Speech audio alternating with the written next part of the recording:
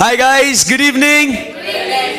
Chalo, so yesterday we completed with one very interesting standard that was essay number 315. आज हम लोग पढ़ेंगे essay number 320, 330. Hopefully हम लोग 402 भी कवर कर पाए तो वो भी हम लोग कवर कर लेंगे, राइट? सो आज हम लोग 402 450 तक का टारगेट रखेंगे. ये 300 400 सीरीज हम लोग फिनिश करेंगे, right? So let us start with the very interesting and very simple standard, that is essay number 320. It talks about materiality in planning and performing of audit. ध्यान से देखना, हम लोग जो इस टॉपिक में हम लोग पढ़ने वाले हैं वो क्या पढ़ने वाले हैं? मटेरियलिटी. essay नंबर कौन सा है? 320. सो दोस्तों एकदम अच्छे से ध्यान से सुनना समझना.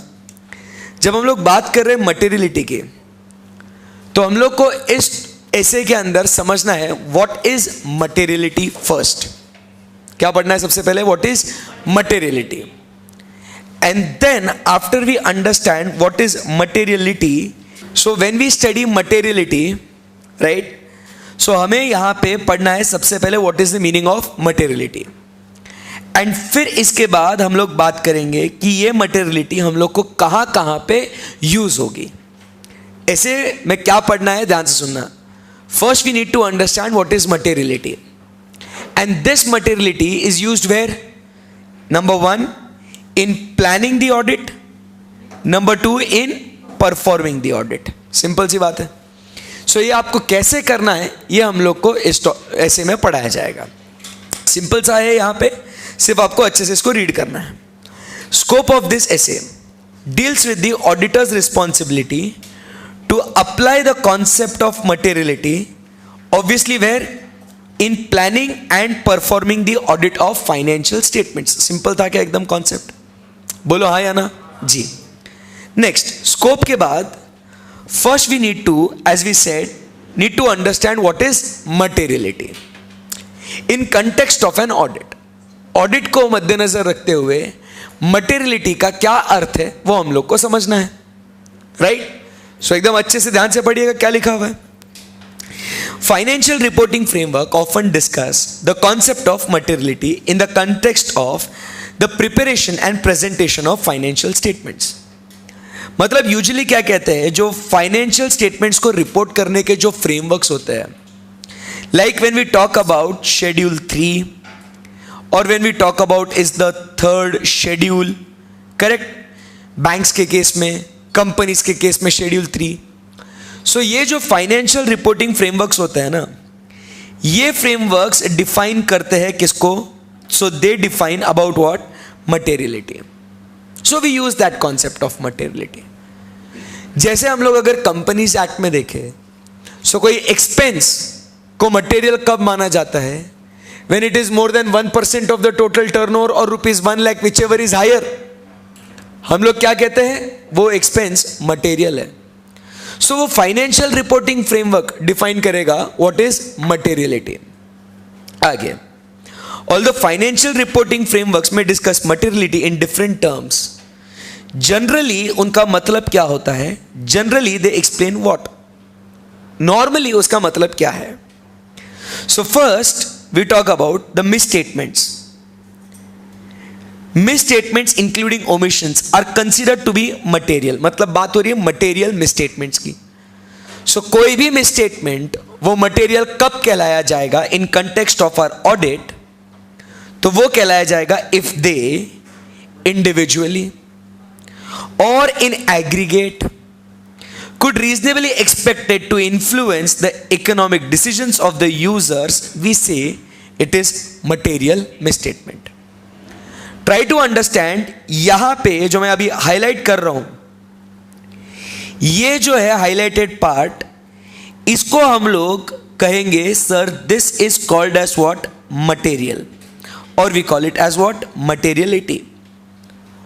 और अगर वो मिसस्टेटमेंट अगर आपके इकोनॉमिक डिसीजंस को इन्फ्लुएंस करने की ताकत रखता है तो वो मिसस्टेटमेंट क्या हो जाएगी बच्चों? Material misstatement. Any difficulty?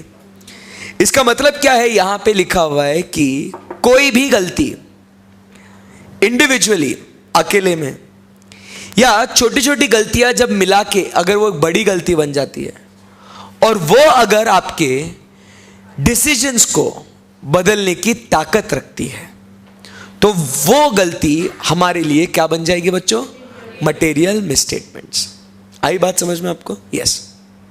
जैसे एक डेटर, बराबर के नहीं, अगर उसका रिकवरेबिलिटी के बारे में आप गलत कर दो कि एक बैड डेटर को आप गुड डिस्क्लोज कर दो, या ऑलमोस्ट मेजर जो डेटर्स है वो बैड है आप उन्हें गुड बता दो, या जो इन्वेस्टमेंट्स है वो आपकी अभी अनरियलाइजेबल है बट आप वो दिखाते हो एज रियलाइजेबल, सो उसके वजह से क्या एक यूजर के डिसीजंस अफेक्ट हो सकते हैं क्या? Yes. So then that thing what you are misstating in the financial statements will become what? Material, because it is affecting what? The decisions of the users. And वो भी कौन से? The financial decisions, that is the economic decisions. आई बात समझ में आपको? Yes. उसके बाद what is considered material? कौन सी चीज एक यूजर के डिसीजन को अफेक्ट करेगी? It depends upon the auditor's professional judgment. But not only the auditor's judgment, but you also have to consider the size or nature of the misstatement or the combination of the both. Judgments about materiality are affected by the size or nature of a misstatement or a combination of both. Size and nature, both. Sir, समझा नहीं? Try to understand. यहां पे अगर हम लोग बात करते हैं रिलायंस इंडस्ट्रीज लिमिटेड की, और उसके अंदर आपको 1 लाख रुपए का मिसस्टेटमेंट मिलता है, is it material? Correct. So try to understand, हम लोग ये इकोनॉमिक डिसीजन को अफेक्ट करेगा या नहीं करेगा, depend upon what? The size and nature of the misstatement. वो कंपेयर करोगे उस बिजनेस के साथ, तब जाके डिसाइड करोगे कि whether it is able to influence the economic decisions of the users और नॉट। बोलो यस और नो। बट यही अगर ये आगे अपन 1 लाख करोड़ लगा दे, oh my god sir, it becomes, मतलब अब वो उस ऑर्गेनाइजेशन के लिए भी अमाउंट बहुत बड़ी है सर, बराबर के नहीं? So the judgement about materiality, my dear friends, the judgement about materiality is affected by the size और नेचर ऑफ द मिसस्टेटमेंट और a combination of both. Try to understand. This will become your multiple choice question. Materiality is affected based on size, nature, both, any of the above. Any of the above. Because try to understand, यहाँ पे और a combination of both भी है ना. So individually भी हो सकता है, दोनों भी हो सकता है. So answer is not all of the above or both. Sorry, it is any of the above. समझा नहीं समझा? So this is very important for you to understand. आई बात समझ में? So it is affected by size, nature and combination of both. Right. Next, judgement about matters that are material to users are based on consideration of common financial information needs of users as a group. मतलब कोई भी चीज वो material है या नहीं है, वो किस पे निर्भर करती है?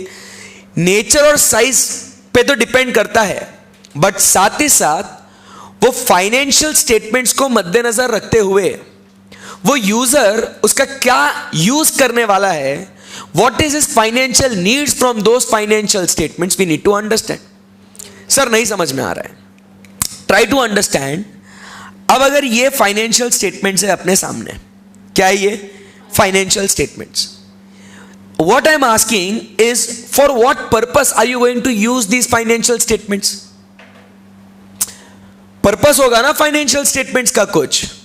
जैसे मैनेजमेंट डिसीजन लेगा whether to expand or not to expand, invest or not to invest more, diversification करना या नहीं करना. करेक्ट है ना? नंबर 2, एक शेयर होल्डर वो भी डिसाइड करेगा टू इन्वेस्ट मोर और नॉट टू इन्वेस्ट, और to remove the existing investment. बराबर के नहीं?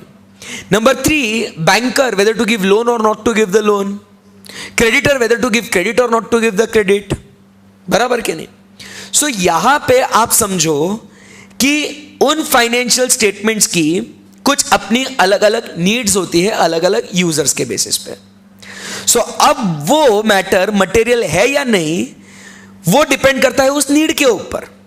क्योंकि what is materiality which is going to affect the decision. But भाई तू ये फाइनेंशियल स्टेटमेंट्स को मद्देनजर रखते हुए तू क्या डिसीजन लेगा वो मालूम होना चाहिए कि नहीं होना चाहिए.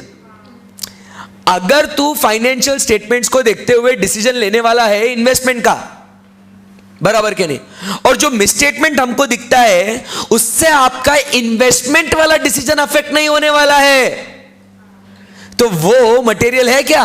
नहीं. समझा क्या नहीं समझा आपको? It's very important to decide materiality. आप वो फाइनेंशियल स्टेटमेंट्स को किस पर्पस के लिए यूज करने वाले हो, that purpose, that goal for which you are going to use those financial statements. आई बात समझ में? is very important, is very crucial to decide the concept of materiality. Why? Because what is materiality? Something that is going to influence the economic decisions of the users. What decision you are going to take is the use. बराबर के नहीं? जो use मैं उन financial statements का करने वाला हूं, वही तो उसके बेसिस पे मैं क्या लेने वाला हूं, अपना डिसीजन लेने वाला हूं. यस और नो? अरे बोलो यस और नो. यस. सो मुझे मटेरियलिटी डिसाइड करने के लिए उस फाइनेंशियल स्टेटमेंट्स के नीड्स क्या है वो डिसाइड करना है. बट अब यहां पे अगर आप देखोगे, there are so many users having so many different needs, and auditor is not going to cater everybody needs. मैं सबके लिए थोड़ी काम करेगा. Investor, banker, creditor, government, share holder, management, employees, सबके लिए काम करूंगा क्या मैं? नहीं. तो मैं क्या करेगा मालूम है क्या? मैं यहां पे common financial needs, basically what is the common purpose of the financial statements, that is what I am going to decide, and based on that I will decide whether a particular area is material or not. झेपा क्या आपको? सच्ची सच्ची बोलो. So try to understand materiality in context of audit is what. First we talk about materiality which is going to influence the economic decisions of the users. Perfect? Yes. So as an auditor, to see whether an item in relation to financial statement is material or not, that is whether that particular item is going to influence the decisions of the user or not, first I need to know what exactly the decisions is going to make. तो क्या decision लेगा पहले वो मुझे मालूम होना चाहिए. जब मुझे पता चलेगा अच्छा तू ये फाइनेंशियल स्टेटमेंट्स को मद्देनजर रखते हुए ये डिसीजन तू लेगा, तब फिर मैं वो फाइनेंशियल स्टेटमेंट में वो मिसस्टेटमेंट जो मुझे मिली है मैं उसको देखूंगा और फिर पता करूंगा कि क्या इस मिसस्टेटमेंट के वजह से उसका वो डिसीजन अफेक्ट हो सकता है या नहीं. बराबर के नहीं? तब जाके मैं डिसाइड कर पाऊंगा कि वो एरिया मटेरियल है या नहीं है. आई बात समझ में आपको? पक्का पक्का? Yes. So try to understand. First we talk about materiality, then we talk about materiality is decided based on the nature and size or combination of both. बराबर के नहीं? Third, but it is based on understanding of the common financial needs. See, common financial needs ये word क्यों आया? Because हर एक user के financial needs अलग अलग हो सकते हैं. हर एक यूजर अलग अलग डिसीजन लेगा. मैं सबको एंटरटेन नहीं कर सकता. So I need to find what the common goal. Usually क्या क्या यूज करते हैं, किस किस चीज के लिए यूज करते हैं, and then I work accordingly. आई बात समझ में? परफेक्ट है. आगे. सो बच्चों यहां पे अपना फर्स्ट बुलेट पॉइंट समझ में आ गया आपको? आगे बढ़ सकता हूं मैं यहां से? सो जनरली इसका मीनिंग ये है. Next point, the auditor determination of materiality is a matter of what? The auditor's professional judgment, and is affected by the perception of the financial information needs of the users of financial statements. क्या वही matter repeat हुआ है क्या अभी? कि यहां पे आप एज एन ऑडिटर आपके प्रोफेशनल जजमेंट के अनुसार आप पहले फाइंड आउट करोगे what is the need of those financial statements from the user's point of view, and then you in your judgment think whether it is going to affect his economic decisions or not. पहले आपको क्या करना है, उसकी need क्या है वो find out करो. बराबर के नहीं? फिर आपका खुद का अनुमान लगाओ, आपका प्रोफेशनल जजमेंट यूज करो कि क्या ये मिसस्टेटमेंट उस यूजर के नीड्स को अफेक्ट करेगा या नहीं करेगा. मतलब ही उस यूजर के डिसीजंस को अफेक्ट करेगा या नहीं करेगा। अफेक्ट करेगा तो क्या बोलेंगे उसको, मटेरियल, नहीं करेगा तो इमटेरियल, खलास। Any difficulty till here? No. Next, in this context it is reasonable for the auditor to assume that users, मतलब मटेरियलिटी कॉन्सेप्ट डिसाइड करने के लिए हम लोग मान के चलेंगे कि यूजर्स इन बारे में जानकारी रखते हैं, क्योंकि हम लोग सबके नीड्स को पूरा नहीं कर सकते। तो कुछ बेसिक चीजें हम लोग ये मान के चलेंगे कि यूजर्स को ये चीजें कुछ मालूम है, क्या है वो रीड करते हैं। Number 1, they have the knowledge about the business and economic activities. क्या धंधा कर रहे हैं ये कंपनी, ये एंटिटी क्या बिजनेस कर रही है, तुमको मालूम होना चाहिए, ये मान के चलेंगे हम लोग। So we assume that the users have reasonable knowledge about the business and economic activities and accounting and willingness to study the information in the financial statements with reasonable diligence. मतलब वो खुद उस इंफॉर्मेशन को सिर्फ ऐसे एडे से read नहीं करेंगे, खुद भी अपना ध्यान लगाएंगे। They will also read those financial statements with what, some care. Diligence means what, care. तो ऐसा नहीं है कि वो पूरा 100% हम पे डिपेंडेंट है। हम क्या कह रहे हैं कि देखिए, उन्हें बिजनेस के बारे में मालूम है, बिजनेस में क्या इकोनॉमिक एक्टिविटीज होती है उन्हें वो भी मालूम है, और वो ये अकाउंटिंग सिस्टम स्टडी करने की इच्छा रखते हैं, और वो करेंगे क्या, सावधानी पूर्वक, प्रॉपर केयर लेके। Number 2, they understand that the financial statements are prepared, presented and audited on the levels of what, materiality. उन्हें मालूम होना चाहिए, ऐसा नहीं बोल सकते वो कि financial statements 100% free from misstatements रहेंगे। व्हाट वी से, it is free from material misstatements. You cannot expect that they are free from all the misstatements. No. We assume that you understand that financial statements are audited based on materiality. Reason क्या है, कल चल के क्या हो जाएगा ना, एक यूजर आपको ब्लेम करेगा, बोलेगा ये देखो मेरे को छोटी सी गलती मिली है, बराबर, और आप उसको बोलोगे अरे हमने तो ऑडिट मटेरियलिटी पे किया था। यूजर बोलेगा मेरे को नहीं मालूम, तुम्हारे वजह से मेरा डिसीजन गलत हो गया, you are liable for my loss, भर के दो लॉस। मैं बोलेगा अरे यार 100% तो ओपिनियन नहीं दे सकता मैं, बट मैंने तो मटेरियलिटी है मेरे को मालूम नहीं है, यूजर बोलेगा। तो हम बोलेंगे देख हमारा स्टैंडर्ड हमको क्या बोलता है, you have all the right to assume that the users of financial statement understand that the entire audit is conducted based on what, materiality.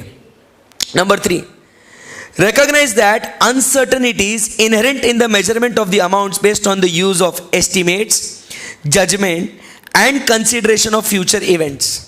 There are what, uncertainties. ये भी हम एक्सपेक्ट करते हैं कि यूजर्स को इन बातों के बारे में मालूम होगा। मतलब क्या है sir, estimates. We all know estimates are what, inaccurate. They cannot be predicted exactly. It's contradictory. Exact prediction. कभी भी हम लोग अंदाजा लगाते हैं, एग्जैक्ट अंदाजा लगाते हैं क्या? अगर एग्जैक्ट लगा पाए तो वह अंदाजा थोड़ी है, सही बात है ना? सो एग्जैक्ट एस्टिमेट, अरे अगर वो एग्जैक्ट एस्टिमेट है तो वो एस्टिमेट क्यों बोल रहा है, सही बात है ना? सो ट्राई टू अंडरस्टैंड, वो एस्टिमेट्स को प्रेडिक्ट करना एक्यूरेटली इज नॉट पॉसिबल। तो वो लिमिटेशन है boss. You understand there is an inherent uncertainties. Number 2, judgment, management के judgments in respect to preparation of financial statements, बराबर के नहीं?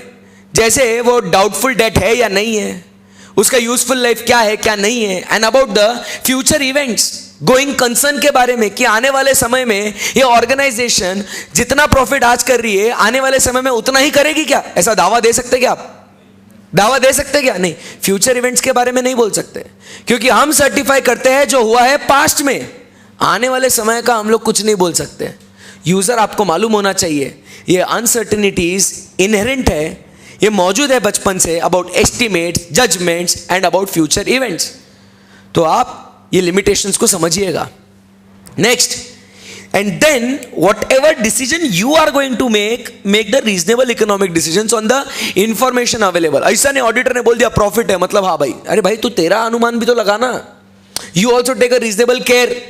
ऐसा नहीं ऑडिटर ने बोल दिया ऐसा ओके ट्रू एंड फेयर है तो भैया चलो डिसीजन ले लो धनाधन, कल चल के अगर नुकसान हो गया तुम ब्लेम करोगे ऑडिटर को, ऐसे कैसे? अरे तुम भी तुम्हारा माथा लगाओ. आई बात समझ में? जनरल पॉइंट्स है बट ध्यान में रखना यूजर्स को इन बातों का नॉलेज होगा, ऐसे हम मान के चलेंगे. क्या क्या मान के चलेंगे? यूजर्स को बिजनेस के बारे में जानकारी है, बराबर कि नहीं. सेकंड, जो फाइनेंशियल स्टेटमेंट्स प्रिपेयर करे गए हैं, ऑडिट किए गए हैं, प्रेजेंट किए गए हैं, मटेरियलिटी के बेसिस पे किए गए हैं. Number 3, there is limitations. And number 4, जो भी आप डिसीजन लोगे वो आप कैसा लो? Reasonable economic decisions. आई बात समझ में? यस. फटाफट अभी बात करते हैं आगे. It is applied where? Planning and performing the audit. Do you agree? साथ ही साथ it is used to evaluate the effect of identified misstatements on the audit and uncorrected misstatements if any on the financial statements in forming the opinion on the auditor's report. मतलब अगर देखा जाए technically यहाँ पे आप लिखोगे it is used for what? Plan. It is used for what? To perform. And it is also used to what? Report. Do you agree? याद करो रेगुलर क्लास में हमने ऐसे 700 की सीरीज पढ़ी थी जिसके अंदर 705 में जो आइटम मटेरियल था तभी जाके अपन रिपोर्ट करते थे. ऐसा कोई इमटेरियल है बट परवेजिव है, ऐसा कोई मैटर पे रिपोर्ट किया गया नहीं. सो यहां पे क्या बोलता है? जो भी मिसस्टेटमेंट्स आपने आइडेंटिफाई करी है उसका इफेक्ट आपके फाइनेंशियल स्टेटमेंट्स में क्या आता है कि वो फाइनेंशियल स्टेटमेंट्स के हिसाब से मटेरियल है या नहीं है, तब जाके अपन क्या करेंगे? उसको क्वालिफाई या डिस्क्लेम या एडवर्स ओपिनियन देंगे ना. ऐसा कहीं आपने पढ़ा क्या वो मटेरियल नहीं है फिर भी अपन ने उसको क्वालिफाई किया? मटेरियल नहीं है फिर भी एडवर्स ओपिनियन दिया? नहीं सर, जब मटेरियल है तभी हम लोग आगे देखेंगे कि कौन सा ओपिनियन देना करके उस मिसस्टेटमेंट के बारे में. If that misstatement is itself immaterial, we will not consider giving what qualifying disclaimer or adverse. We will only give what unqualified opinion because it is immaterial. बराबर के नहीं? So therefore we use the concept of materiality in planning, performing and evaluating the identified misstatements.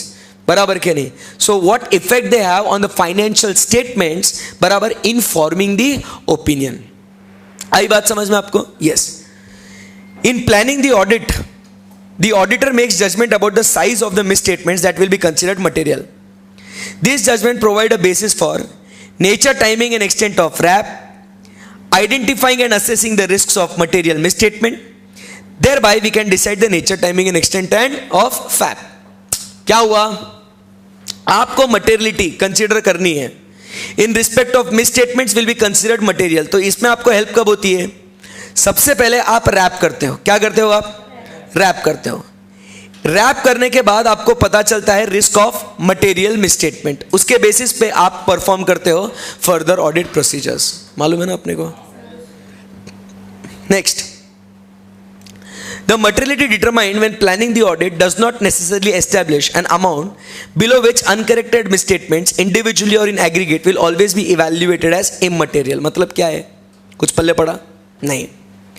Materiality determined when planning the audit does not necessarily establish an amount below which uncorrected misstatements will always be evaluated as immaterial. मतलब क्या है?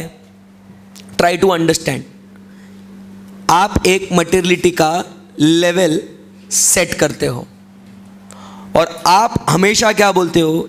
इसके नीचे जो होगा वो हो गए इमटेरियल, इसके ऊपर जो होगा वो हमेशा होगा मटेरियल. तो यहां पे ये कहते हैं this will not always be immaterial. ये लिखा हुआ है वहां. बिकॉज मटेरियलिटी में चेंजेस हो सकते हैं. ये आपने डिसाइड किया था कभी? प्लानिंग करते समय. वापस से पढ़ो एक बार, अभी ध्यान से पढ़ना. The materiality determined when planning the audit does not necessarily establish that an amount below which the uncorrected misstatements individually or aggregate will always be evaluated as immaterial. वो हमेशा immaterial रहेंगे ऐसा जरूरी नहीं है. आई बात समझ में आपको? बोलो yes or no? Yes, ये बात हो रही है. The circumstances related to some misstatements may cause the auditor to evaluate them as material, even if the procedures to detect misstatements that could be material solely. गलत पढ़ा क्या मैंने? हाँ. The circumstances related to some misstatements may cause the auditor to evaluate them as material, even if they are below what? Materiality. कभी कभी इनको material बोलना पड़ता जरूरी हो सकता है. बराबर कि नहीं? Although it is not practicable to design audit procedures to detect misstatements that could be material solely because of their nature, the auditor considers not only size but also the nature of the uncorrected misstatements and the particular characteristics of their occurrence when evaluating their effect on financial statements. मतलब हम लोग ने क्या बोला था कि हम लोग नेचर और साइज दोनों कंसीडर करेंगे मटेरियलिटी को इवैल्यूएट करने के लिए, बट वो इंडिविजुअली कंसीडर नहीं करेंगे. साथ ही साथ आपको क्या देखना है? इट्स ऑकरेंस, कि एक जो गलती आपको मिली है अगर वो बार बार लगातार आती जाएगी, जैसे एक यूनिट में आपको दिखता है कि द स्टॉक एक particular item is valued at cost और NRV whichever is higher, एक में दिखता है, और फिर आपको अगर लगता है इसका साइज नेचर बहुत छोटा है, बट अगर ये बार बार लगातार आए, इसका ऑकरेंस रिपीट होता जाए, बार बार आप गलत वैल्यूएशन करो, तो अब क्या यूजर के इकोनॉमिक डिसीजंस अफेक्ट हो सकते हैं क्या? Yes. So therefore we consider as what? Material. Even though वो अब भी इस मोमेंट पे वो उससे कम है, बट बाद में वो अफेक्ट कर सकता है ना, तो इसके लिए we consider it as what? Material. आई बात समझ में आपको? यस. आगे बढ़ सकता हूं जी. ऑब्जेक्टिव भाई बचपन से पढ़ रहे ना अभी ये तो, बराबर कि नहीं? यस. अब बात करेंगे कुछ चीजें जो इंटर वालों ने ऑलरेडी पढ़ ली है, फाइनल वाले एक बार इसको ध्यान दीजिएगा. बात होती है किसके बारे में? Determining materiality and performance materiality. There can be revision in the materiality as the audit progresses. फिर उसके बाद जो भी आपने अभी तक किया उसको आपने क्या करना है? डॉक्यूमेंट करना है, और आपका ऐसे खत्म होता है. अब आपने इंटर वालों ने मटेरियलिटी एंड परफॉर्मेंस मटेरियलिटी ये आपने ऑलरेडी पढ़ लिया है. इसमें चेंजेस आ सकते हैं, बराबर के नहीं? और जो भी आपने मटेरियलिटी डॉक्यूमेंट करी है, मतलब जो भी डिसाइड करिए उसको डॉक्यूमेंट करो. अब हम लोग एक बार हाउ टू डिटरमाइन मटेरियलिटी वो हम लोग एक बार पढ़ लेते हैं. व्हाट इज परफॉर्मेंस मटेरियलिटी वो भी मैं आपको बताता हूं. देखिएगा, in the specific circumstances of the entity there is one or more particular class of transaction account balance disclosures for which misstatements of lesser amounts than materiality, for which the financial statements as a whole could reasonably be expected to influence the economic decisions of the users taken on the basis of financial statements. बराबर कि नहीं? इसे हम लोग क्या कहेंगे? Materiality. क्या कहेंगे इसको? हम लोग कहेंगे materiality. And then the auditor shall also determine the materiality level or levels to be applied to those particular class of transactions or account balance or disclosures. Sir नहीं पल्ले पड़ रहा है. Try to understand. सबसे पहले हम लोग बात कर रहे हैं यहां पे जो लिखा हुआ है मटेरियलिटी. क्या लिख रहा हूं मैं? हम लोग बात कर रहे हैं अबाउट व्हाट? मटेरियलिटी. मटेरियलिटी का मतलब क्या होता है? सिंपल तरीके से समझना.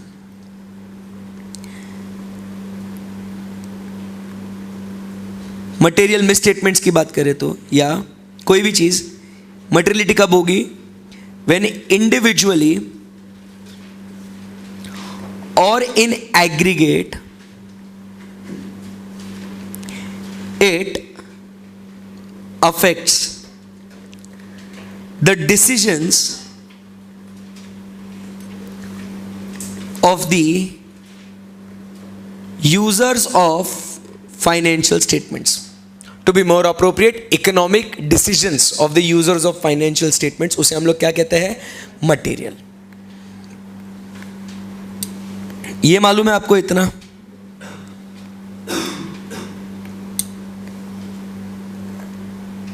This is materiality.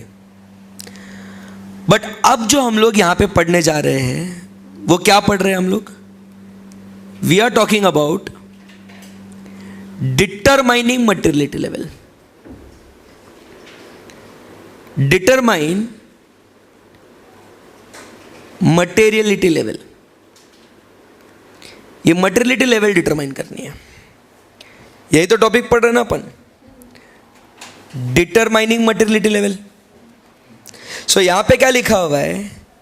The misstatements of that lesser amount which is expected to influence the economic decision is your materiality level. मतलब क्या है? अगर आपको मैं एक सिंपल बात बताऊं तो देखिएगा, यहां पे अगर ये एक स्केल है अपने यहां बराबर, और यहां पे से हम लोग नीचे नीचे आना शुरू करते हैं, ठीक है? सो यहां पे क्या आपका डिसीजन अफेक्ट होगा? डिसीजन अफेक्ट होगा ना? अरे ये स्केल है, ये ट्रांजैक्शंस है, मान लो अलग अलग। सो अगर ये स्केल है, ये इतने सारे ट्रांजैक्शंस है, और अगर यहां पे इतनी मिसस्टेटमेंट्स आपको मिलती है तो क्या आपका डिसीजन अफेक्ट होगा? क्या ज्यादा है ना, मतलब that is high. We talk this as the high level and this as the low level, बराबर के नहीं? अच्छे से लिखूं मैं इसको? चलो ठीक है। सो यहां पे हम लोग लिखते हैं this is the high level, we write over here this is the, अरे सिव लेवल लिख दिया, we write this as what? Low level. So अब अगर यहां पे जो फर्स्ट पॉइंट है, अगर वहां पे मिसस्टेटमेंट्स हो तो क्या आपके इकोनॉमिक डिसीजंस अफेक्ट होंगे क्या? बोलो यस और नो? यस। अगर यहां पे है तो यस, यहां पे है तो यस, यहां पे है तो यस, यहां पे है तो यस, यहां पे है तो यस, यहां पे है तो मे बी आप बोलोगे no. So try to understand this level. इसके ऊपर आप जब जाओगे ना, यहां से इस लेवल से जब आप ऊपर जाओगे ना, your decisions change. Your decisions what? Change. Do you agree? Yes. So this lesser amount from where your decision starts to change, this level is called as what? The materiality level. मतलब the minimum level, मतलब जैसे अभी उल्टा बताता हूं, यहां पे आपका डिसीजन बदलेगा क्या? नहीं। यहां पे बदलेगा क्या? नहीं। यहां पे नहीं, यहां से हां। सो जहां से आपके डिसीजन बदलना शुरू हो जाते हैं, वो मिनिमम लेवल, वो lesser level is called as what? Materiality level. आई बात समझ में आपको? सच्ची सच्ची बोलो भाई, पक्का? खा खुद की कसम देगा? हाँ ठीक है। So did you understand what is materiality level?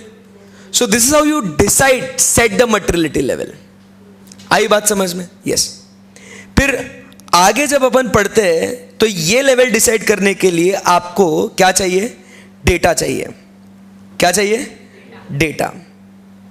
सो ये डेटा आपका क्या हो सकता है? It can be your sales, it can be your purchase, prior period से आप कंपेयर करोगे, कुछ भी हो सकता है। फिर इसमें आप क्राइटेरिया लगाओगे कि क्या क्राइटेरिया लगाना है? Percentage of turnover, percentage of profit before tax, and then this is how you set the materiality level. आई बात समझ में? जिसको हम लोग टेक्निकली एक वर्ड और एक यूज करते हैं, called as what? The benchmark. क्या यूज करते हैं उसको? बेंचमार्क। एंड इस लेवल के नीचे जो हम लोग और एक मटेरियलिटी लेवल अगर सेट करते हैं, is called as what? The performance materiality. The amount और amounts set at less than materiality level, बराबर के नहीं, is called as performance materiality. To reduce the impact of uncorrected और undetected misstatements, they can exceed performance materiality but cannot exceed materiality, बराबर के नहीं? Yes. आगे बढ़ सकता हूं यहां से? अब अभी ये रिवीजन और डॉक्यूमेंटेशन वाले पॉइंट पढ़ लीजिए। जो हमने पहले डिसाइड किया था, कुछ ऐसी इवेंट्स हो सकती है, वॉल्यूम बढ़ गया बहुत ज़्यादा बिजनेस का, तो हम लोग को मटेरियलिटी लेवल भी रिवाइज करनी पड़ेगी, बराबर। कोई अनप्लैंड इवेंट आ गया तो मटेरियलिटी चेंज हो सकती है। सो वो हम लोग रिवाइज करेंगे और हम लोग क्या करेंगे, फिर डॉक्यूमेंट करेंगे। फटाफट पढ़ लीजिए इन पॉइंट्स को, then we move to the next standard SA 330।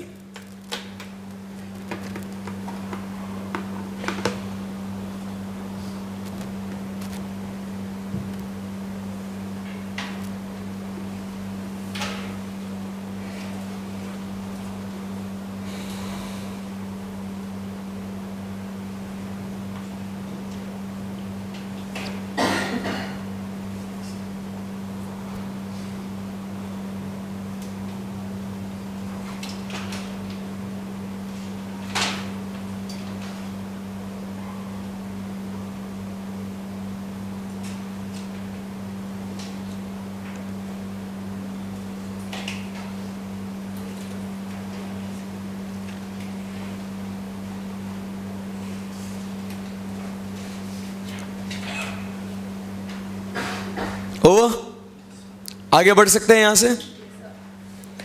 So now we complete with what, SA number 320।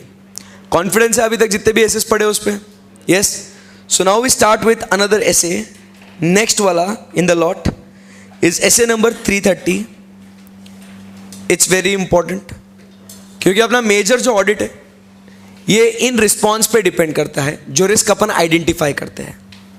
C as I said कि जो हम लोग ने पढ़ा था एसे नंबर 315 में, वो क्या था?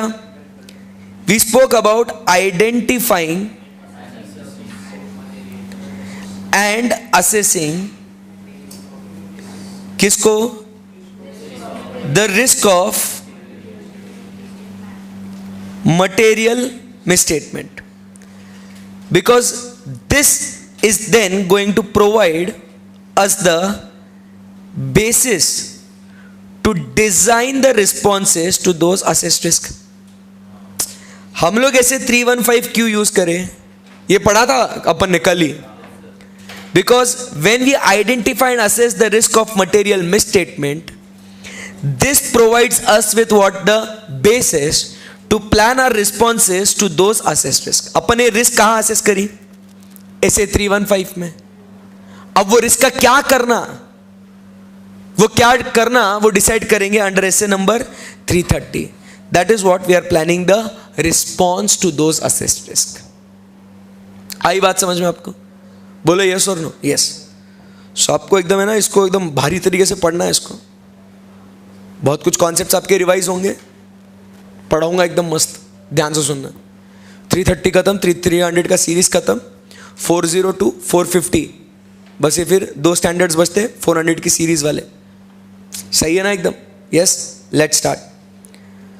Scope of this SA. This SA deals with what? The auditor's responsibility to design and implement the response to the risk of material misstatements identified and assessed by the auditor in accordance with SA 315। ए wow, sir अभी तो आपने यही बोला, और 315 में भी यही पढ़ा था कि 315 provides the basis for 330। Here 330 says it is the response to the risk assessed in 315, active voice passive voice. सही है ना एकदम? यस। ऑब्जेक्टिव क्या कहता है यहां पे? अपना रिस्पॉन्स क्या है? Is to obtain sufficient appropriate audit evidence about what? The assessed risk, बराबर के नहीं, by designing and implementing response to those assessed risk. मतलब क्या है, आप समझने की कोशिश करिएगा हम लोग क्या बोल रहे हैं यहां पे। देखिए दोस्तों, जब हम लोग एसे नंबर 315 पढ़ते हैं ना, ट्राई टू अंडरस्टैंड। यहां पे हम लोग एसेस की बात करते हैं। ऐसे लिखता हूं एसे, एकदम सिंपल लिखता हूं। सो यहां पे क्या कर रहा हूं मैं? सबसे पहले यहां पे लिखता हूं एसे नंबर कौन सा? 315। 315 में मैं क्या कर रहा हूं? आई एम आइडेंटिफाइंग, मस्त लिखता हूं एकदम, identifying and assessing the risk of material misstatement. सही है ना? और ये कैसे करता हूं? By understanding the entity, it's environment,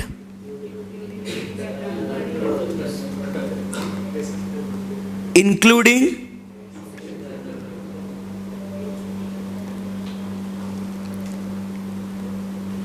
internal control. सही है ना? Because this provides me the basis to design responses to those assessed risk। Correct है? सो बेसिकली जो मैं यहां पे एक्टिविटी कर रहा हूं, ये कौन सी है? Risk assessment procedure. बोलो यस और नो। तो जो भी रिस्क मैंने अभी यहां पे फाइंड आउट करी है, it is basically the matter of auditors professional judgment। Do you agree? It is basically the matter of what? Auditor's professional judgment, that he has identified, assessed, evaluated the risk of material misstatement. But are you guys really sure about whether this risk actually exists or not? No.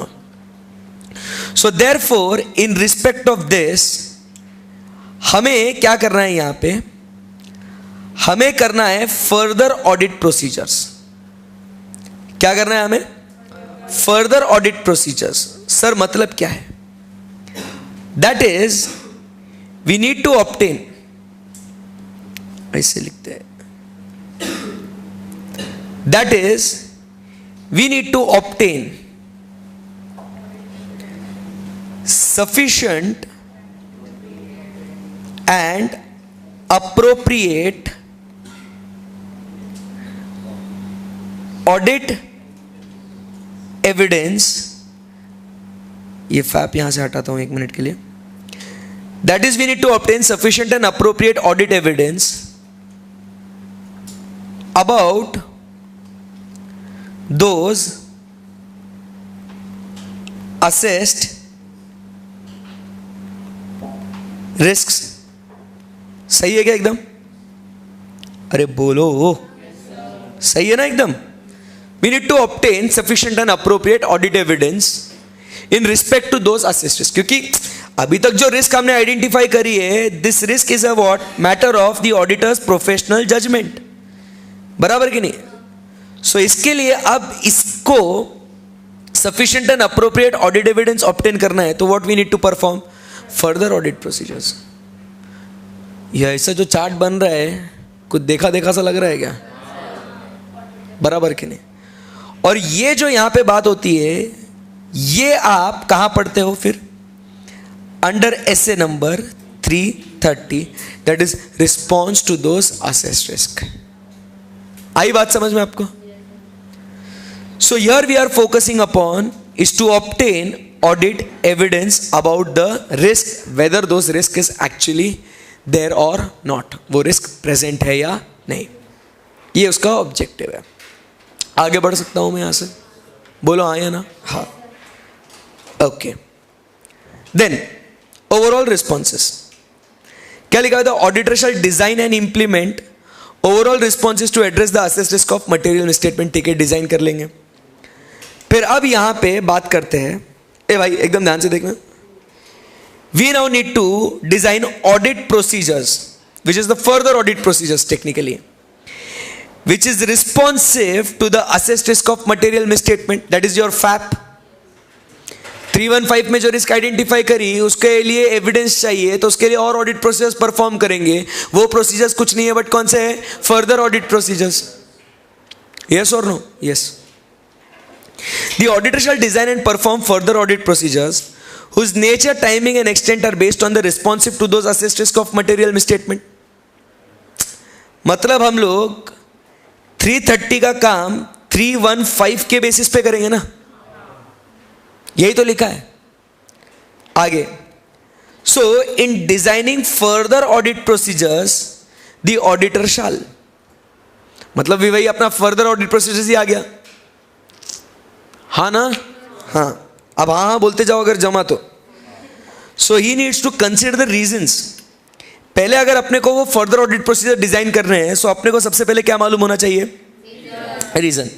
Reason मतलब क्या कि आखिर ये risk I क्यों, बराबर के नहीं. So the reasons for the assessment given to the risk of material misstatement. How this risk came into existence, what is the reason why you feel that the risk is there. So basically जो आपने 315 में जो काम किया था उसका reason आपको चाहिए कि किस बेसिस पे आपने ये रिस्क असेस करी है. रीजन क्या आपको लगता है? रिस्क ऑफ मटेरियल मिसस्टेटमेंट है करके. उसके बाद वो रीजन मिलने के बाद आप क्या देखोगे कि इस रिस्क के अंदर क्या ये रिस्क बार बार लगातार आ सकती है क्या? The likelihood of the occurrence of that risk, बराबर के नहीं. क्योंकि मटेरियलिटी ये कॉन्सेप्ट में अपन ने पढ़ा था कि ऑकरेंस वाला पार्ट भी अपने को देखना है.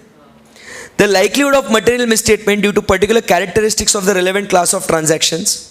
जैसे फॉर एग्जाम्पल अगर मशीन है, वो मशीन जैसा बनाई गई है वैसे ही परफॉर्म करती है वो.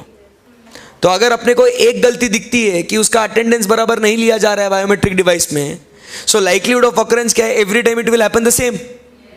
तो इट बिकम्स व्हाट? मटेरियल. बराबर के नहीं. So you identified the risk of material misstatement. You got the reason, but after getting the reason, you need to know कि ये जो गलती है ये बार बार लगातार होएगी क्या? Likelihood of misstatement.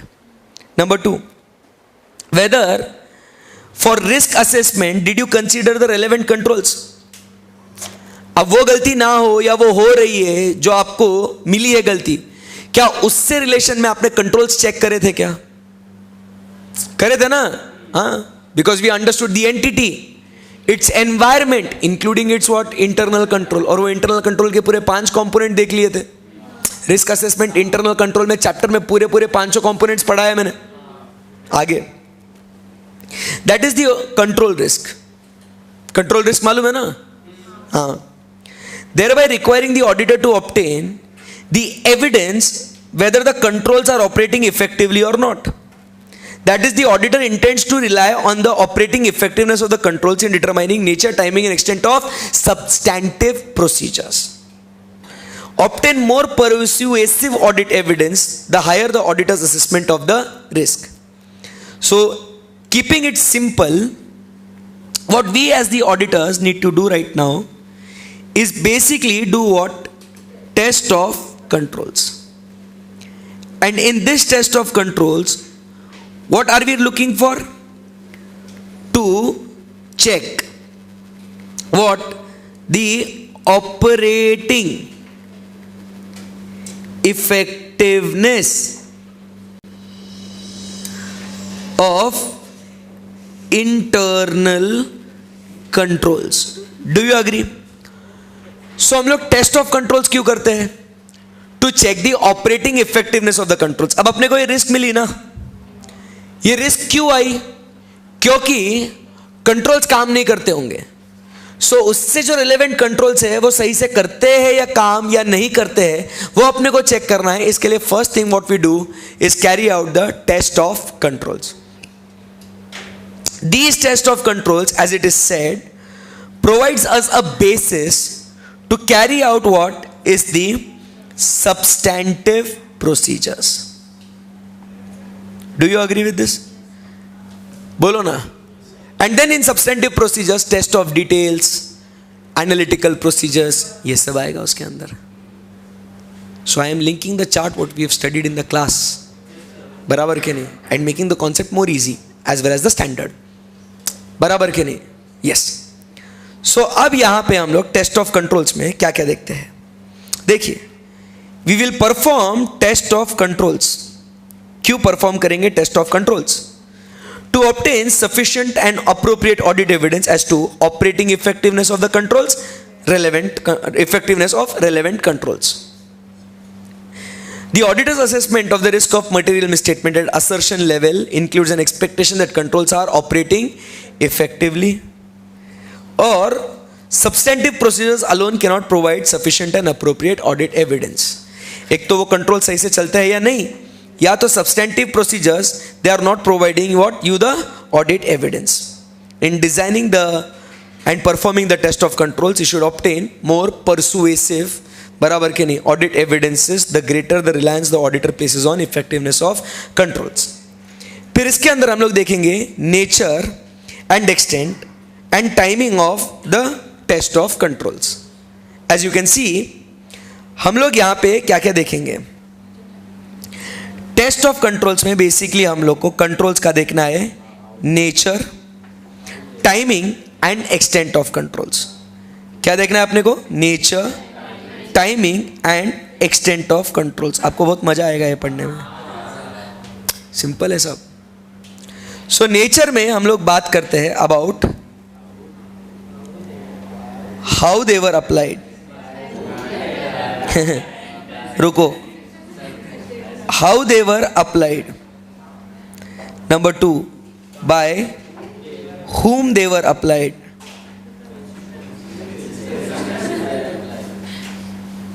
And last में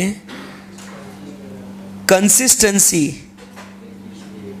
with which they were applied. ये हमको नेचर में देखना है. टाइमिंग में हम लोग देखते हैं, we have to check at a particular point of time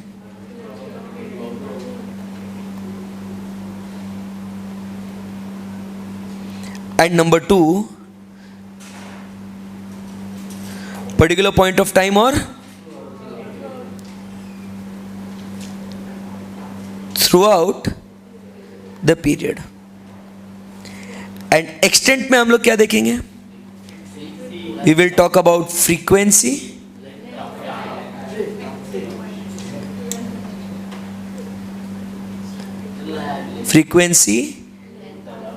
length of time, rate of deviation, last में है relevance and reliability. सो आप अगर ये देखोगे, सो टेस्ट ऑफ कंट्रोल्स में बेसिकली अपने को ये नीचे की बातें देखनी है. एक बार रीड करते हैं. नेचर में क्या देखना है अपने को? How the controls were applied, by whom they were applied and consistency. मतलब आपका इंटेंशन क्या था लगाने के पीछे? Was it just for a formality sake? Who was the person applying those controls, बराबर के नहीं? Was he a person with adequate credibility? वो देखने का है. By whom they were applied. And consistency, like it is not a one day affair, it should B operating throughout the period. Then timing में we check the same thing, particular point of time और throughout the period. आई बात समझ में? And then when we talk about the extent, तो यहां पे अपने को दिखता है, नहीं दिखता है, नहीं है.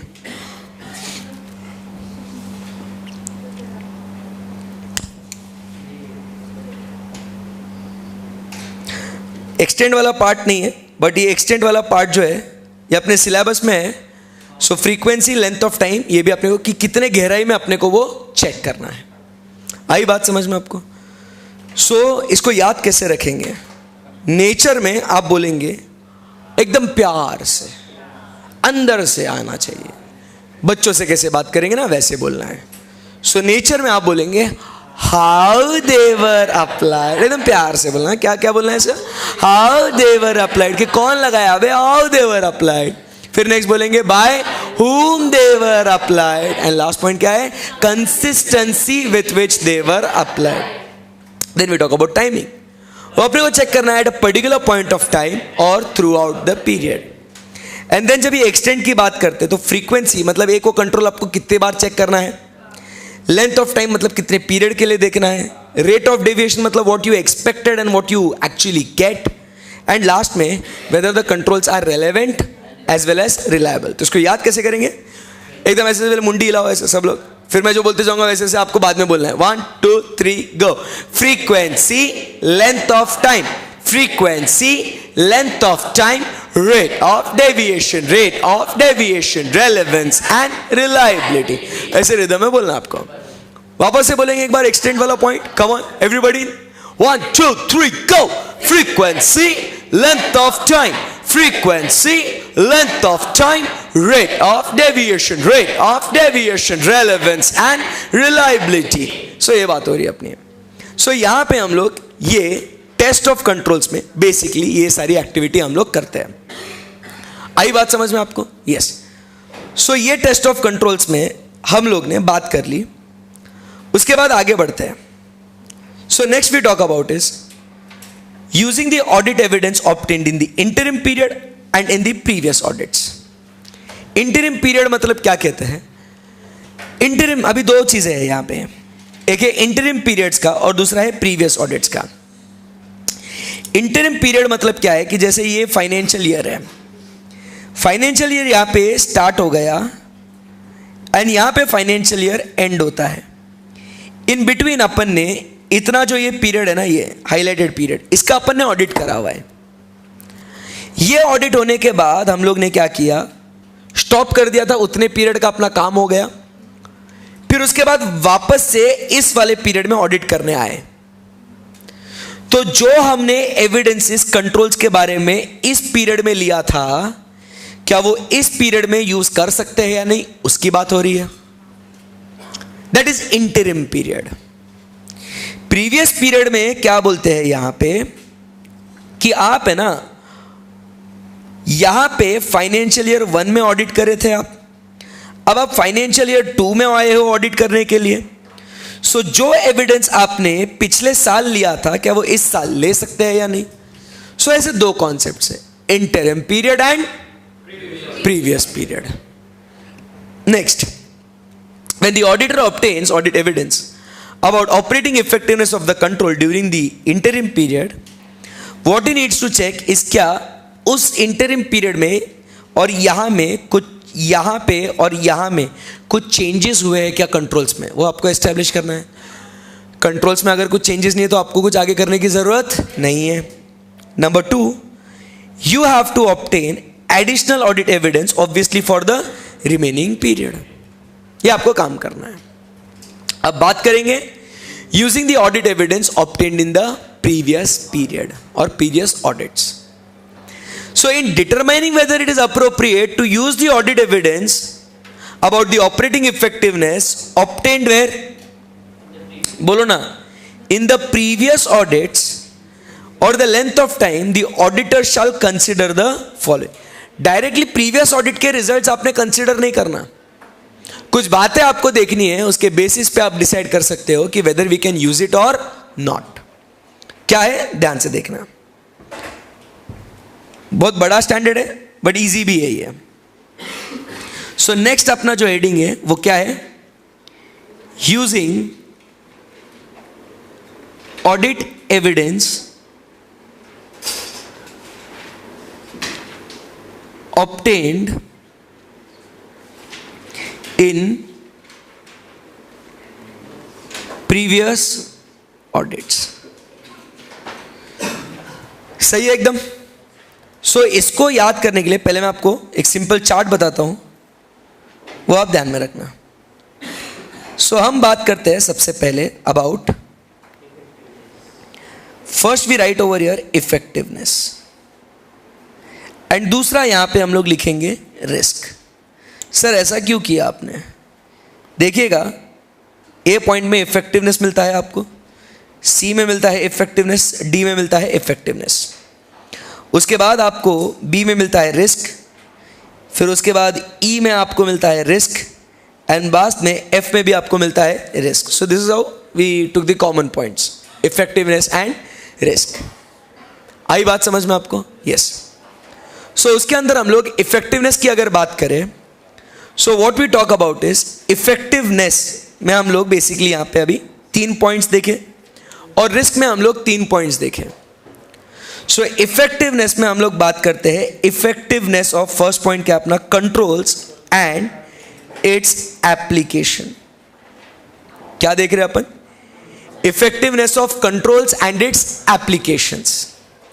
Number 2 effectiveness of other elements of control. समझाऊंगा, पहले बस लिख रहा हूं मैं.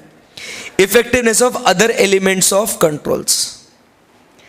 And next we talk about is effectiveness of IT controls. ठीक है. रिस्क में जब आते हैं तो रिस्क में वापस से 3 पॉइंट देखे थे अपन ने. सो रिस्क में अपन बात करते हैं risk of what? Characteristics of control. Characteristics of controls में मतलब हम लोग बेसिकली बात कर रहे हैं whether the control is the manual control और the control is the automated control. Next we talk about is risk because of lack of change due to what? Due to changing circumstances. Sir क्या लिख रहे हो, क्या standard है यार sir, समझ में ही नहीं आ रहा है. And last में risk of what? Material misstatement. See, try to understand the concept now. It is about using the audit evidence obtained in the previous audits. Inter वालों के लिए ये सब हुआ है यहाँ. Using the audit evidence obtained where in the previous audits. Try to understand the concept first. जैसे हम लोग देखते हैं यहाँ पे, मैंने क्या कहा था आपसे, यहाँ पे ये फाइनेंशियल ईयर 1 है जिसके अंदर मैंने रिस्क असेसमेंट प्रोसीजर परफॉर्म कर लिया था. मैंने उसके बाद risk of material misstatement identify कर लिया. उसके बेसिस पे मैंने टेस्ट ऑफ कंट्रोल कर लिया. टेस्ट ऑफ कंट्रोल्स में मैंने उन कंट्रोल्स का नेचर, टाइमिंग और एक्सटेंट देख लिया. आई बात समझ में आपको? और फिर उसके बेसिस पे how much is the amount of risk ये मैंने एस्टैब्लिश कर लिया. आई बात समझ में? Yes. Any difficulty till here? No. And यहां पे मान लो मैंने अपना ऑडिट कंक्लूड कर लिया. अब हो क्या रहा है, मैं ही ऑडिटर हूं इन फाइनेंशियल ईयर 2. मैं ही ऑडिटर हूं in financial year 2. Entity same है, ऑडिटर भी सेम है. मैं यहां पे क्या सोच रहा हूं, जो असेसमेंट मैंने इंटरनल कंट्रोल्स का किया था फाइनेंशियल ईयर 1 में, बराबर कि नहीं, क्या वो सेम असेसमेंट क्या मैं फाइनेंशियल ईयर 2 में यूज कर सकता हूं क्या? दैट इज टू से बेसिकली जो एविडेंस मैंने कंट्रोल्स के बारे में प्रीवियस ऑडिट में ऑब्टेन किया था, can I use this audit evidence about the controls obtained in the previous audit for the current audit? Heading समझ में आपको? So can I do this? तो कोई बोलेगा yes, कोई बोलेगा no, but it depends upon certain factors. और वो जो factors है ये हम लोग ऊपर देखे हैं. और वो क्या है? तो first point, effectiveness of controls and its application. मतलब इस साल के जो कंट्रोल्स है ना फाइनेंशियल ईयर 1 के, ये यहां पे बात करेंगे अपन. और ये रिस्क वाले जो है ना ये फाइनेंशियल ईयर 2 के यहां पे बात करेंगे अपन. ध्यान से सुनना अभी. सो हम क्या कह रहे हैं यहां पे? Effectiveness of controls and its application. मतलब भाई इस साल हम लोग ने पिछले साल के कंट्रोल्स पे भरोसा रखना या नहीं रखना, वो डिपेंड करता है किसके ऊपर, कि भाई आपके वो कंट्रोल्स अच्छे थे क्या. और सिर्फ कंट्रोल्स अच्छे होना जरूरी नहीं है, क्या वो अच्छी तरीके से लगाए भी थे क्या. We need to check the effectiveness of controls and its application. नहीं तो ट्राई टू अंडरस्टैंड, अगर पिछले बार के कंट्रोल्स ही बेकार है, उनका एप्लीकेशन ही बेकार हुआ है, तो वही असेसमेंट हम लोग क्या इस साल यूज कर सकते हैं क्या? No. Why no? Because sir maybe they might have improved the controls, therefore the assessment may change. Yes or no? We cannot use the same evidence. So first we need to establish पिछले साल के controls effective थे या नहीं थे. Not only that, but sir सिर्फ control से फर्क नहीं पड़ता, कंट्रोल के एनवायरनमेंट से भी फर्क पड़ता है. कंट्रोल्स के ऊपर कैसा मॉनिटरिंग है उससे भी फर्क पड़ता है. मतलब there are also certain other elements which affects the internal controls. Sir पिछले बार के कंट्रोल्स अच्छे हैं, बट क्या हो गया ना, पिछले बार का एनवायरमेंट भी सर अलग था. इस बार कंट्रोल्स भले ही सेम है बट एनवायरमेंट बदल चुका है. आपका स्टाफ चेंज हो गया, मैनेजमेंट चेंज हो गया, उसके लिए मॉनिटरिंग चेंज हो गई होगी, तो आप कंट्रोल्स की इफेक्टिवनेस अफेक्ट होगी या नहीं होगी? होगी. Why? Because of the change in the other elements of controls. Yes और no? Yes. So we need to check कि क्या एनवायरमेंट सेम है या नहीं है. इसीलिए तो under SA number 315 we not only understand the entity but we also understand its environment including internal controls. Next we also check about certain IT controls, कि access के लिए कंट्रोल्स है, इनपुट के लिए कंट्रोल्स है, आउटपुट के लिए controls है, प्रोसेसिंग के लिए कंट्रोल्स है. तो वो भी कंट्रोल्स इफेक्टिव है या नहीं अपने को चेक करना जरूरी है. आई बात समझ में आपको यहाँ पे? यस. सो इफेक्टिवनेस ऑफ क्या क्या बात हो रही है अपनी यहाँ पे? Effectiveness of controls and its application, effectiveness of other elements of control, effectiveness of IT controls. Sir पिछले बार के तीनों ये चीजें ना एकदम मस्त इफेक्टिव है सर. पिछली बार की ये तीनों चीजें इफेक्टिव है सर, कोई प्रॉब्लम नहीं है सर. बट अब यहां पे इस बार उन कंट्रोल्स को लेके क्या कोई नई रिस्क आती है क्या? क्या ये अपने को चेक करना जरूरी है क्या? Do we need to check that? Yes. So वो रिस्क क्या देखना है अपने को? So we need to check the risk because of the characteristics of control, whether it is manual और ऑटोमेटेड. सर पिछले बार का कंट्रोल एकदम अच्छा था, बट आपको देखना पड़ेगा कि उसका कैरेक्टर क्या था. वो मैनुअल कंट्रोल था या वो ऑटोमेटेड कंट्रोल था. सर इसका मतलब क्या कहना चाह रहे हो आप? Basically try to understand guys. अगर वो कंट्रोल मैनुअल है तो जैसा उसने लास्ट ईयर परफॉर्म किया था, क्या आप गारंटी दे सकते हो इस साल भी वैसा परफॉर्म करेगा? नहीं, क्योंकि human beings are subject to what? Emotions, tiredness, fatigue. तो जैसा वो काम करेगा वैसा वो अगले दिन काम नहीं करेगा. इमेजिन करिए अगर मैं सुबह फर्स्ट लेक्चर मेरा ले रहा हूं, एकदम एनर्जी फुल पावर, और यही अगर मेरा लास्ट लेक्चर है, अरे यार क्या पढ़ाना यार, थक गया मैं. हो सकता है, बराबर के नहीं? होता नहीं है ना? हो सकता है, करेक्ट है ना? So try to understand. So human beings are subject to that tiredness. But यही अगर मशीन है तो, जैसा उसने अटेंडेंस लिया था डे 1 पे, वो मशीन खराब होने तक वैसा का वैसा काम करेगा. वो नहीं बोलेगा मेरे को छोड़ो ना रे, माफ करो मेरे को जाना है, नहीं बोलेगा वो. So risk is very less as in automated, but risk is more in manual. So you have to check that risk also. Then we have to see if the environment has changed, the circumstances have changed. So in those changed circumstances आपको क्या करना पड़ेगा? आपको controls भी तो change करने पड़ेंगे. But if you don't change, क्या हो जाएगा? Risk came into picture and we can not rely on the same controls. And last में मटेरियल मिसस्टेटमेंट, मतलब कंट्रोल रिस्क आपको अगर मिली होगी तो फिर भैया आपको तो डिटेल में चेक करना ही पड़ेगा. So keeping all those factors in mind, we decide whether to use the audit evidence obtained in previous audit और नॉट. आई बात समझ में आपको? Yes. Let's go ahead then.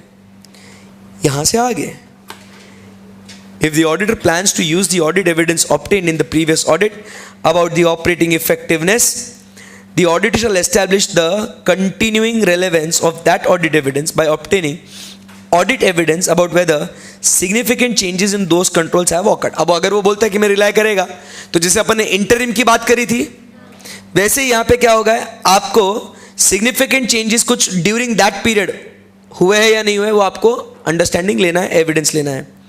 And अगर वो चेंजेस अफेक्ट करते हैं कंटिन्यूइंग रेलेवेंस को, then the auditor shall test the controls in the current audit.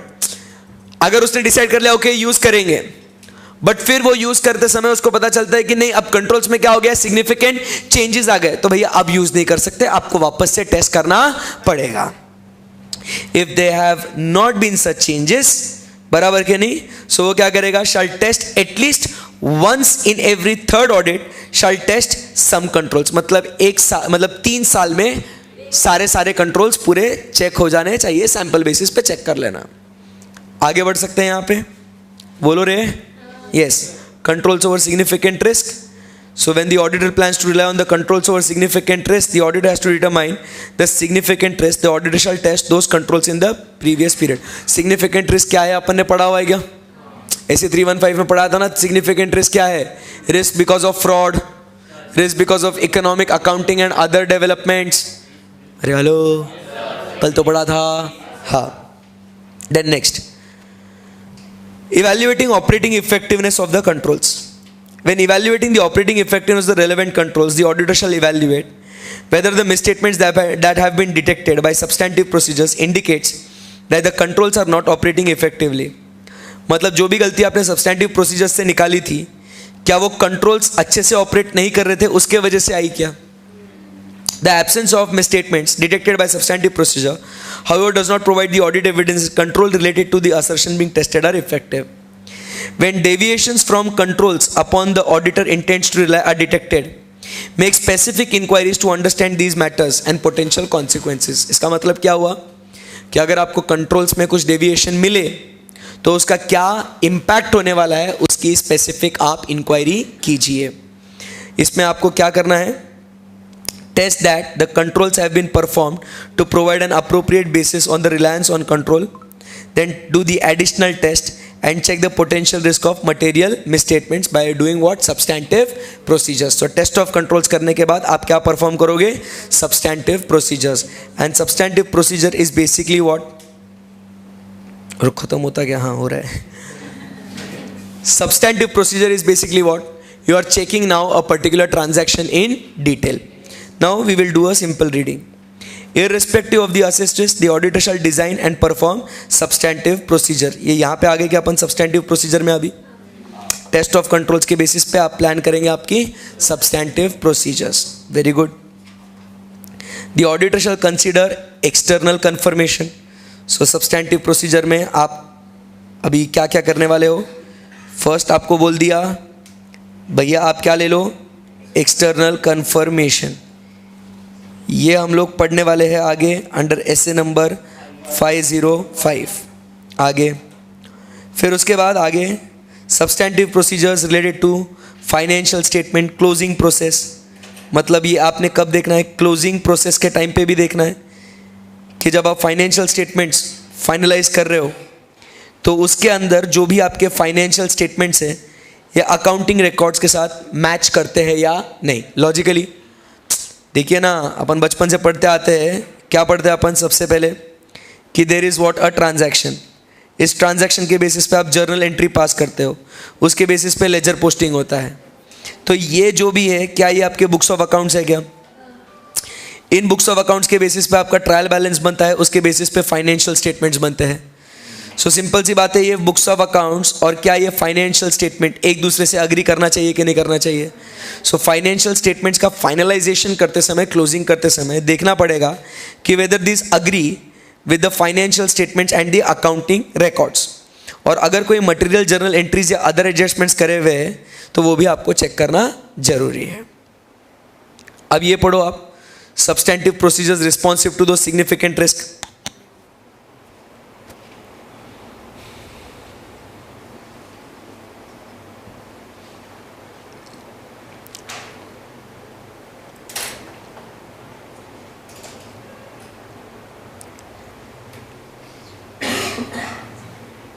And तक पढ़ लेना, डॉक्यूमेंटेशन तक। हाँ, कुछ खास नहीं है।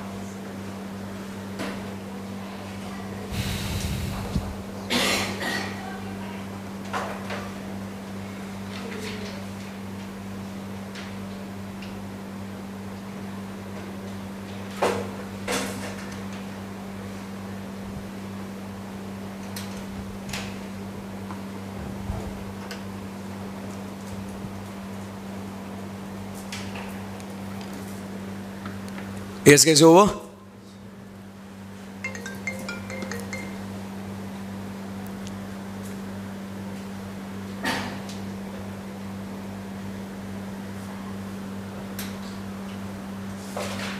डन.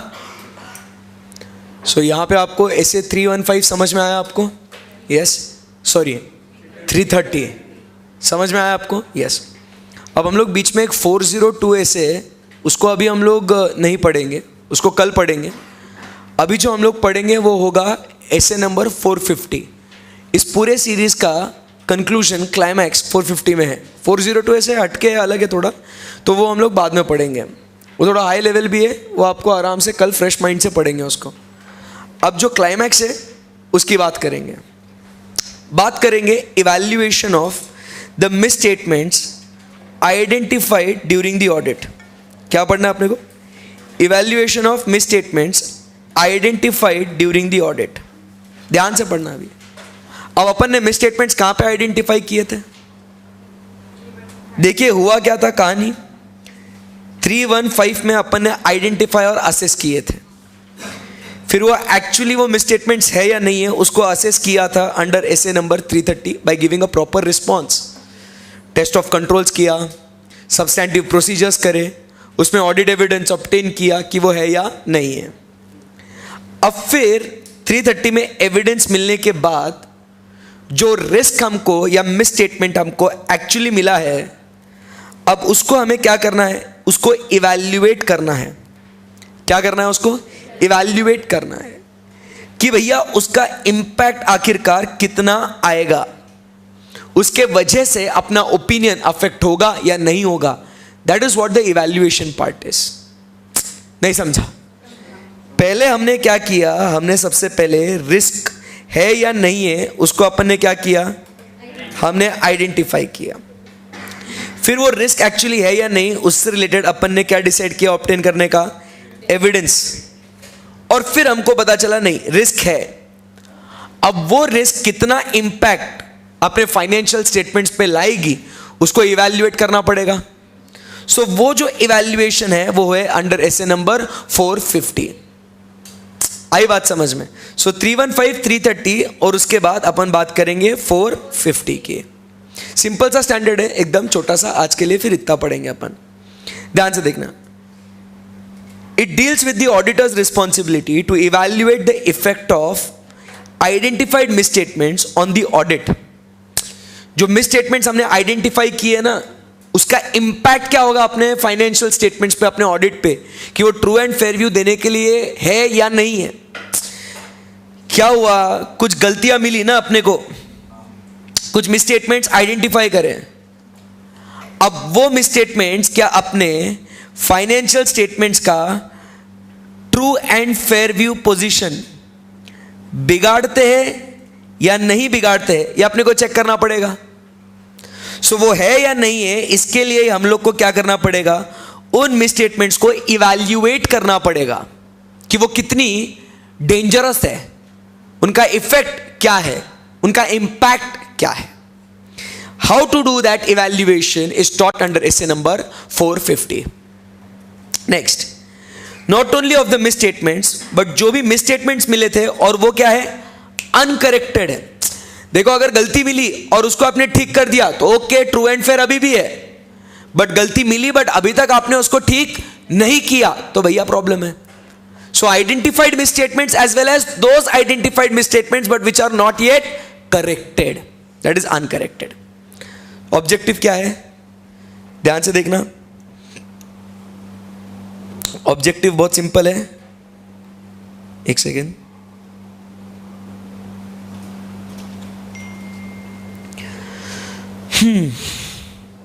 अब एक बार पढ़ो तो सही ऑब्जेक्टिव देखो.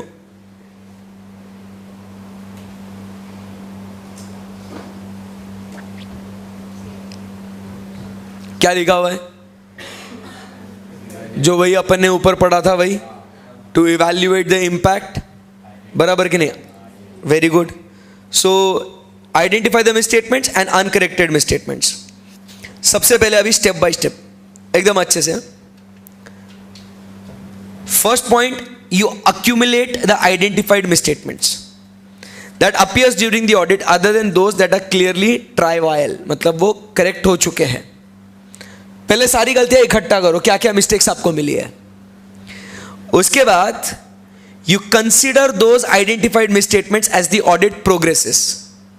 जैसे आपका ऑडिट आगे बढ़ रहा है ना, आप उन गलतियों को कंसीडर करो। क्या करना है उसमें कि क्या आप जब ये गलतियां मिलती है आपको, तो इसके वजह से आपको आपका ओवरऑल ऑडिट स्ट्रैटेजी और ऑडिट प्लान जो आपने 300 में बनाया था, मालूम है ना, तो जो आपने 300 में आपने जो ये स्ट्रैटेजी और ये प्लान जो आपने बनाया था, क्या उसको रिवाइज करने की जरूरत है क्या? मतलब अपने को और गहराई में चेक करना जरूरी है क्या? कुछ direct don't come to the conclusion, first again go to the basics कि क्या स्ट्रैटेजी प्लान कुछ बदलूं क्या मैं, क्योंकि अगर नई रिस्क मिली है, so as the audit is progressing, चल रहा है और मुझे कुछ गलतियां मिल रही है, तो इसके वजह से जो मैंने सोचा था वैसा हो नहीं रहा है, तो क्या मुझे मेरी सोच अब बदलनी पड़ेगी क्या? I need to think that. So do we need to revise our what audit strategy and plan, that need to be considered. आगे ये कब करना पड़ेगा? If the nature of the identified misstatements and circumstances of their occurrence indicate that other misstatements may exist when aggregated with misstatements accumulated during the period could be material। मतलब simple case में अगर आपको material misstatements आपको मिलती है तो, और वो गलती अगर दूसरी और गलतियों के साथ मिल जाए तो और भयंकर धमाका हो सकता है। Number 2, the aggregate misstatements accumulated during the audit approaches materiality determined is in accordance with what SA 320। मतलब there is revision in, simple भाषा में लिखता हूं, मटेरियलिटी लेवल। क्योंकि अगर मटेरियलिटी लेवल चेंज हो गई तो साहब आपका प्लान स्ट्रेटेजी चेंज होगा कि नहीं होगा? सो आपको मटेरियलिटी लेवल चेंज हो गई, आपको और मिसस्टेटमेंट्स मिल गए, तो भैया आपको आपकी स्ट्रेटेजी प्लान चेंज करना पड़ेगा। If at the auditor's request, management has examined a class of transaction account balance and corrected misstatements that were detected, the auditor shall perform additional audit procedures to determine whether misstatements remain or not। क्या हुआ समझ में आया आपको? पहले उसको गलतियां मिली है ऐसे 315 330 के अनुसार, फ्लो में जाओ, वो गलती मिली, वो सारी गलतियां इकट्ठा करो, और फिर उन गलतियों को देखते हुए जैसा आपका ऑडिट प्रोग्रेस हो रहा है, आप डिसाइड कीजिए कि क्या आपको आपका स्ट्रैटेजी प्लान बदलने की जरूरत है क्या। वो जरूरत कब पड़ सकती है? अगर वो मटेरियल मिसस्टेटमेंट होगी तो, और आपकी मटेरियलिटी लेवल बदल गई होगी तो। फिर जो आपको गलतियां मिली थी, आपने मैनेजमेंट को रिक्वेस्ट किया कि देखिए जो गलतियां हमें मिली थी आप उसे ठीक कीजिए, आप उसे करेक्ट कीजिए, बराबर। और अगर मैनेजमेंट ने उन गलतियों को ठीक कर दिया होगा, जैसे कि अगर स्टॉक वैल्यूएशन गलत होगा तो रेक्टिफाई करो, कर दिया, बराबर के नहीं। डेटर्स का प्रोविजन गलत कर दिया था, रेक्टिफाई कर दिया, बराबर। कंटिजेंसीज का प्रोविजन गलत कर दिया था, ठीक कर दिया। तो जो भी गलतियां हो गई थी अपन ने उनको रिक्वेस्ट कर दिया please rectify those mistakes, and if they did it we need to perform additional procedures to check जो गलतियां हमने उन्हें ठीक करने को बोली थी क्या वो वाकई में ठीक हो गई है क्या, उसमें कुछ मिसस्टेटमेंट रह तो नहीं गई ना, एस्टैब्लिश करना पड़ेगा। वापस से बोलूं एक बार, क्या हैंग हो गए? हैंग हो गए आप लोग? एक बार वापस से बोलता हूं, सारी गलतियां इकट्ठा करो, और फिर जैसे जैसे आपका ऑडिट प्रोग्रेस होता है आप देखिए कि आपको आपका स्ट्रैटेजी प्लान चेंज करने की कुछ जरूरत है क्या। जरूरत कब आ सकती है? मटेरियलिटी लेवल बदल गई या और एग्रीगेट मिसस्टेटमेंट्स मिल गए विच आर मटेरियल, बराबर, तो बदलना पड़ेगा। कभी कभी आप मैनेजमेंट को रिक्वेस्ट कर सकते हो, मैनेजमेंट साहब ये गलतियां हमको मिली है, आप इसे ठीक कीजिए। मैनेजमेंट बोलता है ठीक है कर देंगे साहब। मैनेजमेंट ने बोल दिया हमने वो ठीक कर दी, आप बैठे रहोगे ऐसे ही? नहीं, आप क्या करेंगे? और ऑडिट करेंगे ये जानने के लिए कि वो गलतियां जो हमने उन्हें ठीक करने बोली थी क्या वो एक्चुअली ठीक हुई है या नहीं। समझ में आया? वो लिखा हुआ है नेक्स्ट पैराग्राफ में। उसके बाद communication and correction of misstatements. क्या होगा यहां पे? हमने कम्युनिकेट कर लिया उनको ये गलती थी, उन्होंने क्या कर लिया? उसको करेक्ट कर लिया। The auditor shell communicate on timely basis all the misstatements accumulated during the audit with the appropriate level of management unless prohibited by law or regulation. Unless prohibited by law और regulation मतलब क्या? अगर तुमको fraud मिला है, तुम fraud के बारे में उनको बोलोगे फ्रॉड को रेक्टिफाई करो, चप डायरेक्ट सेंट्रल गवर्नमेंट को रिपोर्ट कर, बराबर के नहीं? The auditor shall request the management to correct those misstatements. दो बातें होगी, मैनेजमेंट उसे करेक्ट करेगा या तो करेक्ट नहीं करेगा. करेक्ट करेगा, बोल दिया करेक्ट करेगा, तो अपन ने एडिशनल ऑडिट प्रोसीजर परफॉर्म करनी है to check whether those misstatements remain और नॉट. ऊपर पड़ा था. But if management refuses to correct some और ऑल, थोड़े करेक्ट किए, थोड़े नहीं करे, या बिल्कुल भी नहीं करे. If he refuses to correct some or all the misstatements communicated, the auditor shall obtain an understanding of the management's reasons for not making the corrections. आखिर तुम कर क्यों नहीं रहे हो? Reason लो उनसे. And shall take the understanding into account to evaluate whether the financial statements as a whole are free from material misstatements or not. क्योंकि गलती हमको मिली थी, ये मटेरियल है, हमने आपको बोला इसको ठीक करो, आपने मना कर दिया, रीजन दीजिए और फिर कंसिडर करेंगे कि whether it is free from material misstatements और नॉट द फाइनेंशियल स्टेटमेंट्स. फिर अब क्या हो गया? कम्युनिकेट करे थे, करेक्शन कुछ किए या कुछ करे नहीं. जो करे नहीं मतलब क्या हो गए? अनकरेक्टेड है. अब उसका इफेक्ट आपके फाइनेंशियल स्टेटमेंट्स पे क्या आएगा वो आपको इवैल्यूएट करना है. बोलो यस और नो? यस. उसके हिसाब से आप आपका ओपिनियन देंगे. Prior to evaluating the effect of uncorrected misstatements, the auditor shall reassess the materiality determined in accordance with SA 320 to confirm whether it remains appropriate in the context of the entity's actual financial results. जो uncorrected गलती है ना, अब check करना है कि क्या वो ऐसे 320 के अनुसार मटेरियल है या नहीं है. Number 2, then whether the uncorrected misstatements are material. अगर डिटरमाइन हो गया मटेरियल है, ऑडिटर ने क्या कंसिडर करना है? भैया वही लिखा हुआ है ना, साइज एंड नेचर, बराबर के नहीं, प्लस उनका effect of uncorrected misstatement is related to the prior period. अगर पिछली बार की गलती है, पिछली बार की गलती है, ये अपन ने ऐसे 710 में भी पढ़ा है. If the uncorrected misstatements of the prior period has still not yet rectified, तो इस साल भी हम लोग क्वालिफाइड या एडवर्स ओपिनियन देंगे. यही बात हो रही है. पिछले साल के अनकरेक्टेड मिसस्टेटमेंट्स ये हमने पढ़ा है कहां? SA number 710, comparative information, corresponding figures and comparative financial statements. आई बात समझ में? सो आपको चेक करना है. फिर आप क्या करेंगे? ये TCWG को कम्युनिकेट करेंगे, देखो भाई हमने बोला था, उन्होंने किया नहीं, तो आप कर लीजिए, बराबर. मैनेजमेंट से रिटर्न रिप्रेजेंटेशन ले लीजिएगा कि जो भी हमने आपको बोला था आपने वो सारे गलतियां रेक्टिफाई करे हैं, और जो भी बातें हैं वो सारी की सारी डॉक्यूमेंट कर लीजिए. पढ़िए अभी तीनों पॉइंट्स, सिंपल है ना एकदम. कहानी क्या हुई एक बार आप पढ़ लो, फिर उसके बाद अपन समराइज कर लेंगे उसको.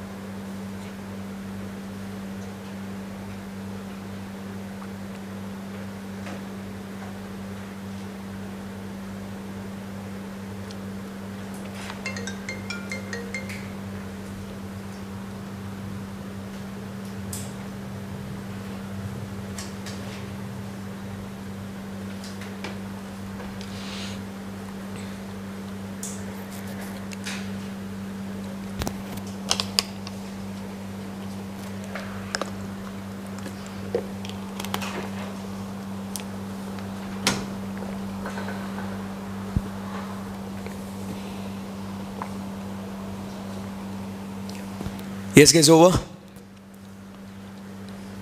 Any difficulty till here? No. So अब अपना जो 400 सीरीज का जो है उसमें सिर्फ एक ऐसे बचा हुआ है 450 जो बहुत बड़ा है, बराबर के नहीं? Sorry 402 audit considerations in the using the service organisation, entity using service organisation. वो होने के बाद we will start with 500 series, 600 series, 500 series तो फास्ट हो जाएगा, 600 सीरीज, 700 तो अपना क्लास में हो चुका है, राइट? चलिए, so thank you very much, that's it for today, see you guys tomorrow, bye bye, take care.